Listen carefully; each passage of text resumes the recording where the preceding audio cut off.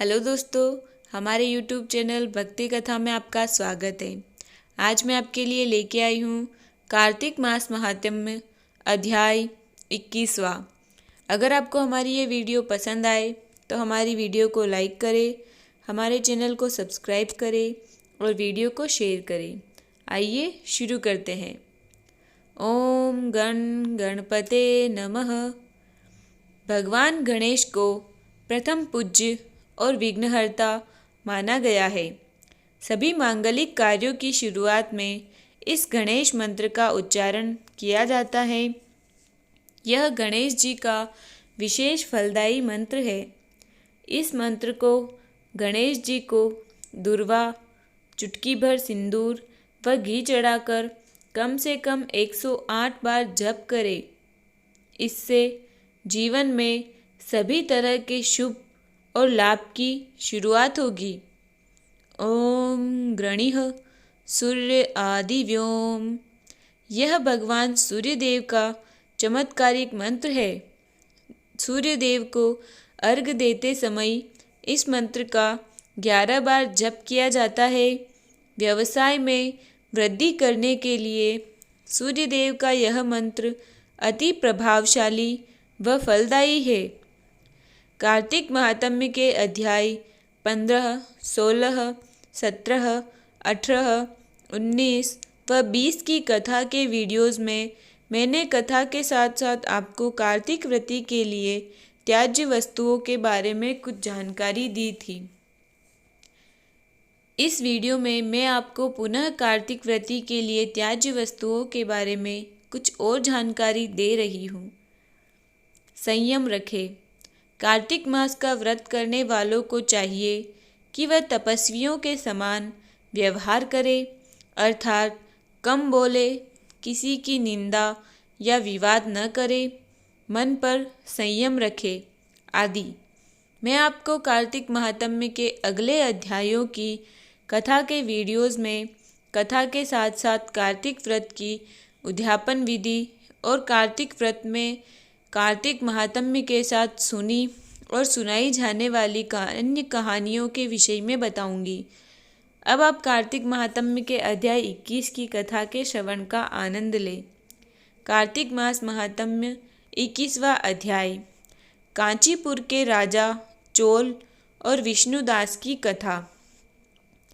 नारद जी बोले, हे राजन, इस प्रकार गणों के वचन सुनकर विस्मित होकर दंडवत करके धर्मदत्त बोला, मनुष्य यज्ञ, दान, तप, तीर्थ आदि से तुकनाशक भगवान विष्णु का आराधना करते हैं।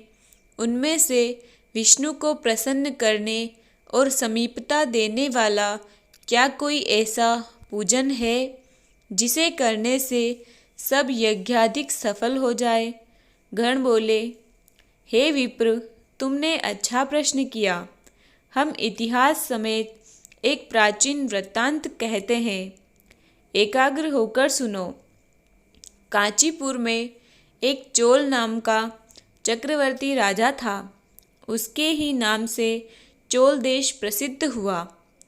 उस राजा के राज्य में कोई आदमी दरिद्री, दुखी, पाप, बुद्धि और रोगी नहीं था।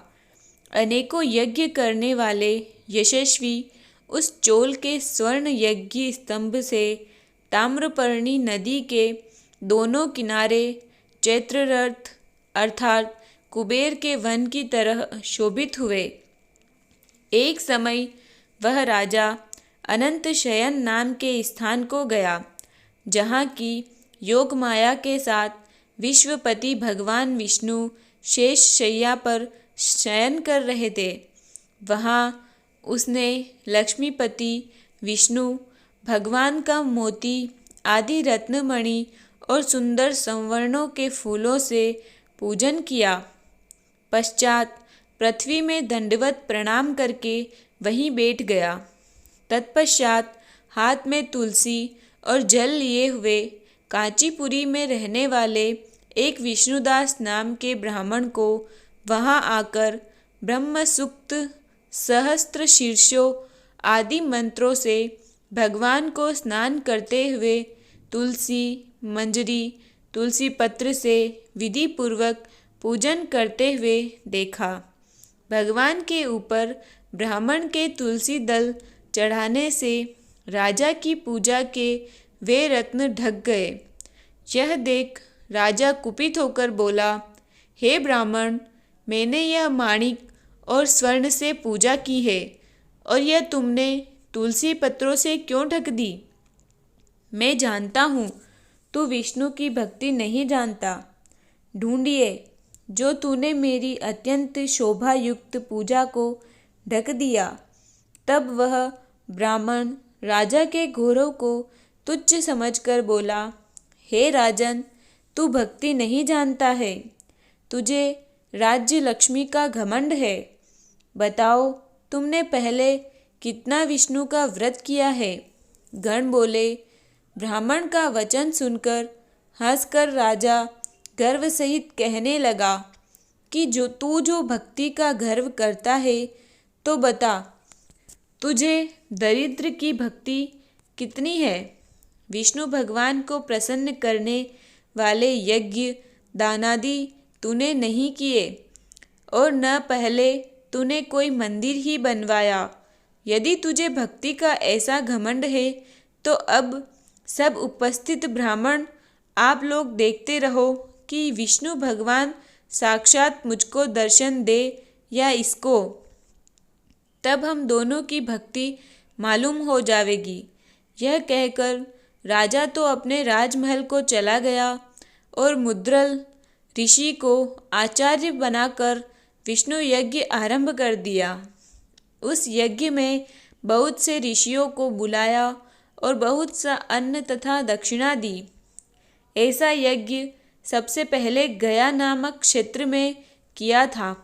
उस समय विष्णुदास भी वहीं देव मंदिर में रहा और विष्णु को प्रसन्न करने के लिए अनेक नियम करने लगा।